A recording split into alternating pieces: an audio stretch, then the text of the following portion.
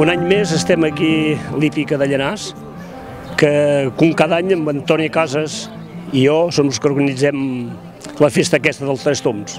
Els Tres Tombs es considera que el primer que es fa és a Vilanova i Geltrú, que és el 17 de gener, i a partir d'aquí, cada dissabte o diumenge, caps de setmana, es fa un Tres Tombs.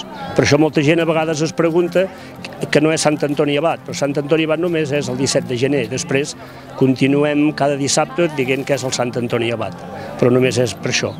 I ara aquí el primer any hi havia cavalls, aquest any sembla que n'hi ha molts i és molt maco i és una festa que no es pot deixar perdre.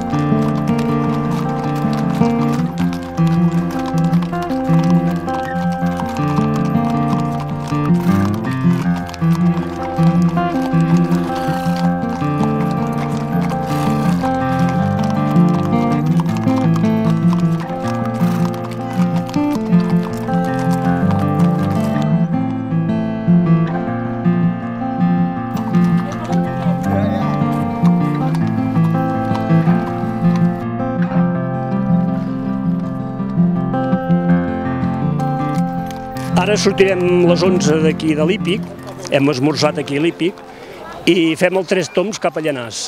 Donarem la volta a Llanars, després baixem, passem pels carrers de Camprodon i fem la benedicció a la plaça de Santa Maria, com el mossèn acaba la missa, que és molt tradició i és un lloc molt maco. Allà es beneeixen, es dona una medalla a cada un, després es torna a pujar aquí a l'Hípic i es va dinar a l'Escon.